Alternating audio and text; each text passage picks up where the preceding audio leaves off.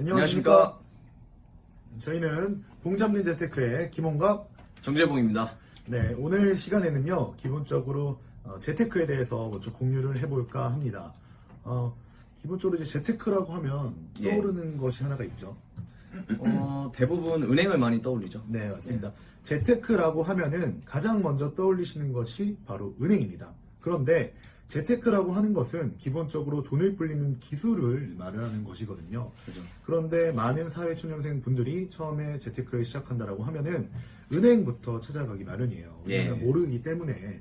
그래서 본격적인 돈 불리는 기술을 알려드리기에 앞서 은행에서 어떻게 적금이 이루어지는지에 대해서 한번 짚고 넘어가 보도록 하겠습니다. 그럼 은행 적금에 대해서 한번 설명을 해주시죠. 알겠습니다. 네, 저축을 하게 되면 은행을 많이 가는데 네. 제가 조금 이해하기 쉽게 적금을 넣는다 가정하면서 이렇게 설명을 드리겠습니다. 얼마씩 네, 적금? 월 100만 원씩. 월 100만 원씩. 네. 월 100만 원씩 1년 동안 네. 그리고 금리가 5%라고 가정을 한번 해볼게요. 월 100만 원씩 1년 동안 1년, 12개월. 12개월 동안 이자는 5%. 5%. 네. 자, 근데 여기서 이 금리에 대해서 좀 헷갈려 하시는 분들이 좀 많아요. 예, 그런 네. 것 같아요. 이 금리를 좀 간단하게 말씀을 드리면 우리가 은행한테 돈을 빌려준 거 거기에 대한 대가, 즉 이자죠. 이자를 받는다. 이걸 금리라고 보시면 돼요. 그러니까 내가 은행 적금을 만기했을 때 그거에 대한 대가로 받는다라고 생각하기보다는 그렇죠. 내가 이제 은행한테 돈을 빌려주고 그거에 대한 대가를 네. 받는 거다. 예. 근데 은행은 또 자금으로 대출업을 또 하니까. 그렇죠. 네. 또 그 돈을 또 굴리고 그렇죠. 굴리고 이런 식으로 활용을 하게 되는데, 자, 여기서 100만 원씩 예, 우리가 1년 동안 은행에 넣게 되면 원금이 1,200만 원 정도 되잖아요. 맞습니다. 그럼 이 1,200만 원의 5%는 60인데 과연 은행이 60만 원을 다 줄까요? 1200의 5%는 예. 100만 원의 5%는 5만 원이니까 예. 이걸 뭐 대학 계산하면 60만 원인데 예. 다 안 주나요? 여기에 반만 줍니다. 60이 예. 아니라 30만 원만 준다. 예. 왜 그러죠? 일단 적금이 좀 구조가 있어요. 적금에 대한 구조. 예, 구조가 있는데 그걸 제가 한번 설명을 드리겠습니다. 네. 자, 우리가 첫 번째 달에는 은행에 100만 원을 넣게 되잖아요. 예. 그럼 총 12달 동안 은행을 빌려주는 거예요. 은행한테. 그렇죠. 그래서 12분의 12 곱하기 5%, 그 100만 원에 대한 5%를 다 줍니다. 왜? 12달 보관하기 때문에. 네. 근데 두 번째, 약 이제 11개월 동안 은행한테 돈을 빌려주게 되는데, 두 번째 달에 100만 원을 넣게 되면, 예. 그러면 12분의 11 곱하기 5%를 지급하게 되는 거죠. 이렇게 쭉쭉쭉쭉 내려가다 보면, 여섯 달째 이제 100만 원을 은행에 넣게 되면 6개월만 빌려주는 거잖아요. 예. 그러면 12분의 6 곱하기 5%가 되고, 마지막 달에는 이제 은행한테 한 달만 빌려주기 때문에 12분의 1 곱하기 5%가 되는 거죠. 네. 그러니까 내 그 100만 원짜리 적금을 붓는다고 뭐 연이자 5%라고 하면 실질적으로 1,200만 원의 5%인 60만 원을 주는 게 아니고 예. 적금 이자 계산법은 첫 달에 넣은 거는 무조건 이제 은행에 내 돈이 12개월 동안 1년 동안 들어가야 되는 거네요. 그죠. 1년이라는 시간 동안. 그렇죠. 연이자이기 때문에 그래서 첫 달에 넣은 100만 원은 5% 5만 원을 다 받고 예. 6개월 차 때 넣은 내 100만 원에 대해서는 6개월치의 이자 2만 5천 원 정도만 네. 받고 마지막 12번째 달에 넣은 100만 원에 대해서는 한 달치 이자 5천 원만 받는다. 그렇죠. 그래서 5만 원씩 12번이 아니라 이거를 좀 반으로 딱 나눠서 5%라고 하면 실질적으로 2.5%를 이자를 받는 거네요. 그렇죠. 거기서 반을 받죠. 네. 그런데 이거는 이마저도 또 이자를 또 다 주는 건 또 아니잖아요. 예, 맞아요. 여기서 더 중요한 거는 소득은 크게 두 가지로 또 나뉩니다. 뭐 예. 근로소득, 비근로소득 이렇게 또 나뉘는데, 비근로소득, 즉 불로소득이에요. 불로소득. 예, 내가 일을 하지 않고 돈이 알아서 일을 하게 돼서 만들어낸 소득인데, 예. 여기에 대해서는 세금을 또 뗍니다. 그렇죠. 세금이 몇 프로를 또 떼냐면 예. 15.4%, 즉 이걸 이자 소득세라고 하거든요. 네. 이걸 또 국가에다가 납부를 해야 되는 거죠. 그러면 5%의 적금을 가입을 하면 실질적으로 받는 건 2.5%를 받고 그렇죠. 여기서 또 이자 소득세, 불로소득, 일을 하지 않고 벌어들인 소득이니까 그죠? 15.4%의 세금을 또 차감을 한다. 예. 그럼 2.5%다 받는 게 아니고 한 뭐 2.2에서 뭐 2%, 2.2% 이 정도밖에는 못 받는다는 거네요. 그렇죠. 그럼 2.2% 정도밖에는 못 받는다라는 거네요. 그렇죠. 예. 그럼 이런 분들이 좀 재테크나 저축을 좀 효율적으로 할 수 있는 방법이 뭐가 있을까요? 일단 효율적인 것도 있지만 네. 먼저 기본적인 걸 말씀을 드리게 되면 기본적인 거. 예, 기본적인 거. 예. 제가 아까 서두에 말씀드렸던 것처럼 100만 원을 저축을 하게 되면 이자가 30만 원이 생기잖아요. 그렇죠. 2.5%를 예. 받으니까. 그 세금 나가는 거 일단 제외하고. 예, 계산하기 편하게. 예. 근데 만약에 여기 두 배수 100만 원을 두 배로 더한다고 하면 200만 원이잖아요. 200만 원을 저축한다고 하면 그럼 이자도 늘어나겠죠. 그죠. 이자도 거기에 대해 두 배, 60만 원을 받는 거죠. 네. 200만 원 저축했을 때 예. 그럼 만약에 우리가 400만 원을 저축했었을 때는 과연 이자는 얼마가 될까요? 120만 원이겠죠? 그렇죠. 또 두 배가 또 늘어나니까 예. 이자 받는 거에. 근데 여기서 더 웃긴 거는 이 이자 120만 원이 연 기준이잖아요. 근데 그렇죠. 만약에 월 기준으로 따지면 10만 원의 이자가 생기는 건데 네. 자, 한번 생각을 한번 해볼게요. 자, 400만 원을 저축하는 사람과 10만 원을 아끼는 사람이 똑같다는 거예요. 예. 400만 원을 저축을 하면 10만 원의 이자를 받는 거니까. 그렇죠. 월로 따지면. 이게 같다라는 거네요. 그죠. 이렇게 생각을 할 수도 있네요. 예. 근데 시청자 여러분들께서도 과연 생각을 해봤을 때 본인이 400만 원을 저축하는 게 쉬울 건지 아니면 월 10만 원씩 아끼는 건지 아끼는 게 더 쉬운 건지 생각을 해보면 어떤 게 더 쉬울지 좀 더 와닿으시겠죠. 당연히 10만 원씩 네. 아끼는 게 더 쉽죠. 400만 그쵸. 원씩 저축하는 거는 매우 어려운 일이니까. 그쵸. 그래서 여기에서 제가 말씀드린 건 재테크의 가장 첫 번째 기본은 소비 통제입니다. 그냥. 그러니까 내가 400만 원씩 저축을 하는 이 이유는 10만 원의 이제 이자를 받기 위함이 더 크다. 그죠? 근데 내가 400만 원씩 저축을 할 수 없다면 한 달에 10만 원씩 아껴라. 그렇죠. 그렇게 해서 소비를 한 달에 10만 원이라도 줄이는 게 예. 이 재테크의 기본적인 이제 본질이다. 그죠. 뭐 이런 걸 좀 말씀. 소비를 아껴야 되네요, 결국에. 그죠. 한 돈을 달에- 안 써야죠. 한 달에 일단은. 10만 원이든 뭐 예. 얼마든 한 달에 10만 원 아끼면은 400만 원 저축하는 사람과 이제 비슷해진다는 거잖아요. 그죠. 그런데 이거는 근데 5%의 이자를 받았을 때 가정합니다. 그죠. 지금은 5% 이자를 은행에서 주지 않잖아요. 지금은 네. 초저금리 시대라고 예. 한마디로 금리가 거의 1%대라고 보시면 돼요. 실질적으로 우리가 가져가는 금리가. 네. 그러면 이걸 계산을 해보면 400만 원 저축하는 사람이 매월 이자가 한 22,000원 정도 들어온다고 계산해보면 되거든요. 정말 얼마 안 돼요. 그죠? 네.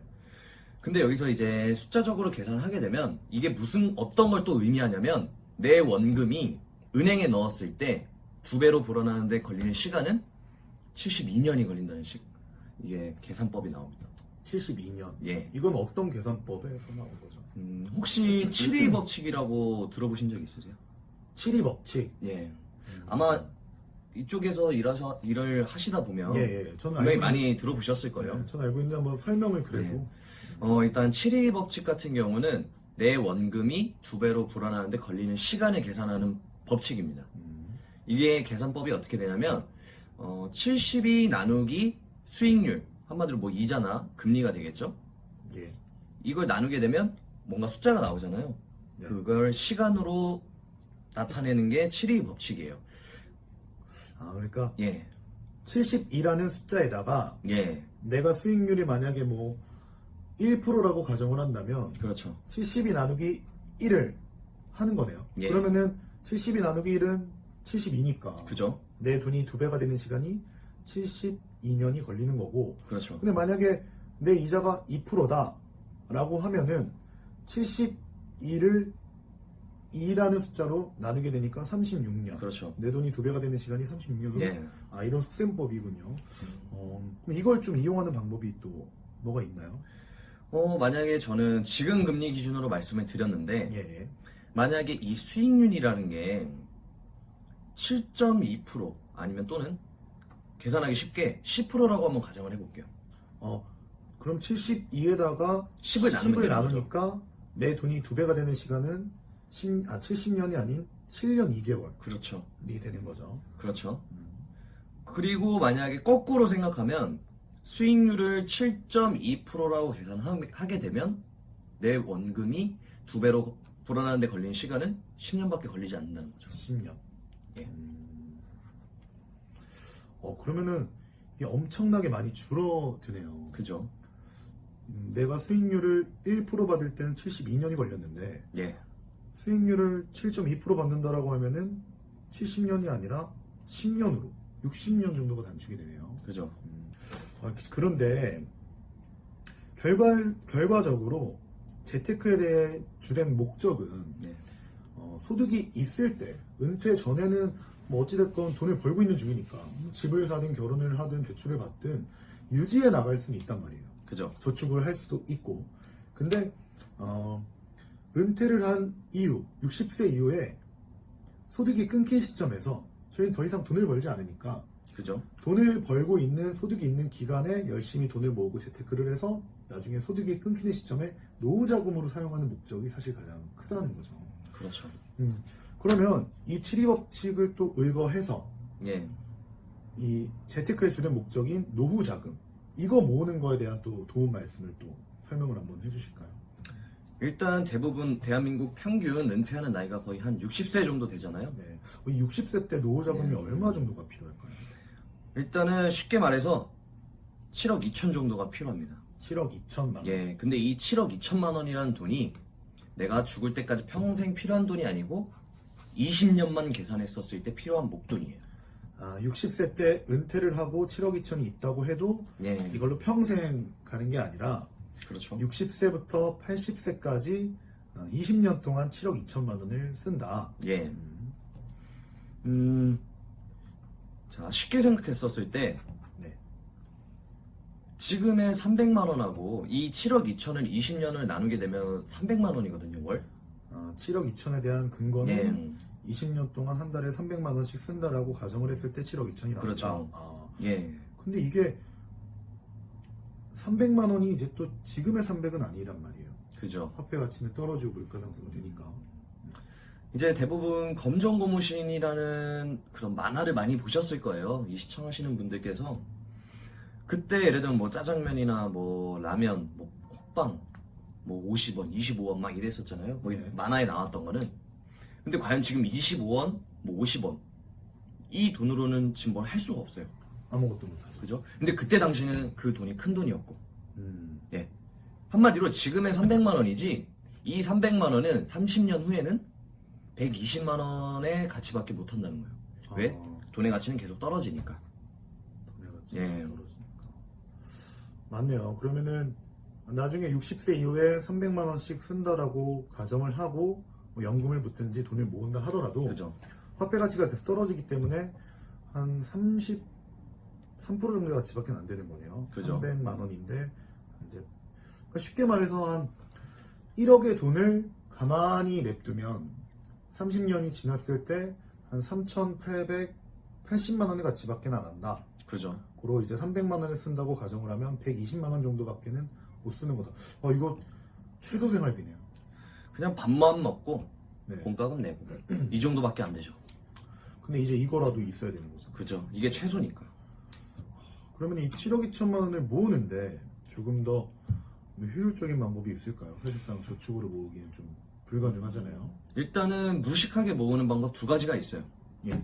이제 뭐 수익률 이런 거 다 빼고 원금 기준으로 네. 100만 원씩 72년을 모으거나 아니면 200만 원씩 36년 동안 모으는 거죠. 무식하게. 예. 이 가능할까요? 불가능하죠, 이거. 네.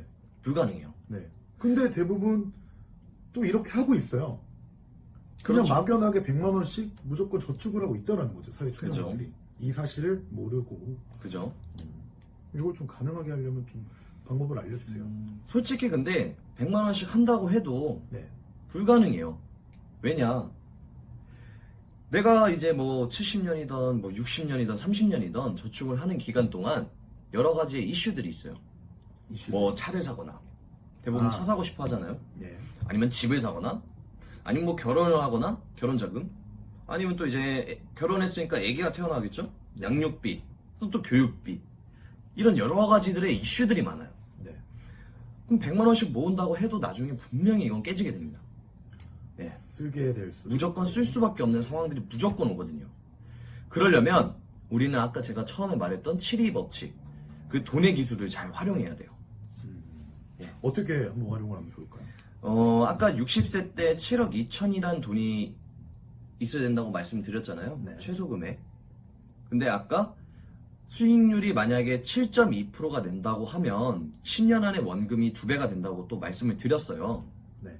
그럼 만약에 내가 60세 때 7억 2천을 돈을 모으려면 50세 때 거기에 반 3억 6천이 있으면 또 7억 2천이 가능한 거죠. 7이 법칙을 활용하면. 아, 그러면 또 40세 때는? 거기에 또 반 1억 8천만 있어도 또 모으는 거고 그러면 또 40세에서 또 10년 전 30세까지는 9천만 원만 모으면 60세 때 7억 2천이라는 돈을 만들 수가 있는 겁니다. 아, 그러니까 7억 2천을 모으는데 예, 100만 원씩 70년 저축하는 거는 터무니없이 불가능한 수치고 그건 불가능해요. 그렇다고 또 200만 원씩 36년 저축하기에는 이건 또 더 불안할 그죠. 이것도 불가능하고 그죠? 이게 불가능하니까 7억 2천만 원이라는 이 돈을 모으려면 100만 원씩 무식하게 70년 저축하지 말고 9천만 원을 일단 모아라. 그렇죠. 그래 놓고 7.2%의 수익이 나오는 곳에다가 내 돈을 넣어놔라. 예, 그러네요. 그러면 10년, 20년 이렇게 시간이 지나다 보면 9천만 원이 1억 8천 되고 3억 6천 되고 7억 2천 7억 2천 되는 거죠. 아, 요런 방법을 써라. 예, 그런데 이 9천만 원을 모으는 것도 사실상 쉽지는 않아요. 직장인들이.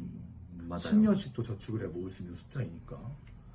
9천만 원은 어떻게 모을까요? 아까 제가 또 처음에 말했던 것처럼 무식하게 일단 무식하게 모아야죠.